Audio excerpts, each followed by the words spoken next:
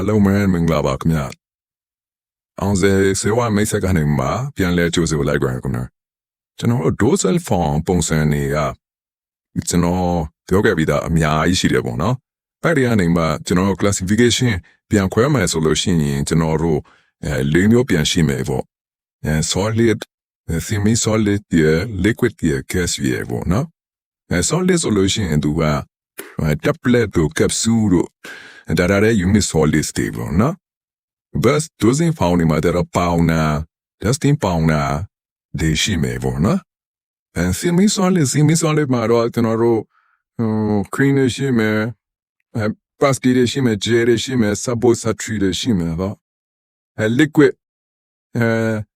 liquid မှာဆိုရင်တော့ကျွန်တော်တို့ biophysics liquid မှာဆိုလို့ရှိရင်ကျွန်တော်တို့ emulsion suspension ကာရီပါမယ်ပေါ့ but gas မှာဆိုလို့ရှိရင် inhaler ကျွန်တော် aerosol state ပါမယ်ပေါ့ဒါတော့ကျွန်တော်တို့ပြန်ပြီးတော့ dosage form ကိုပြန်ခွဲထားတဲ့ဟာလို့ဖြစ်တယ်ပေါ့နော်ကျေတွင်တော့ကျွန်တော် dosage form မှာ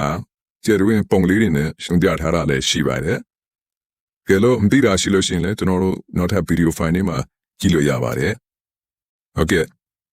ဒီနေ့သင်ခန်းစာလေးကတော့ဒီလောက်ပါအားလုံးကိုကျေးဇူးတင်ပါတယ်ခင်ဗျာ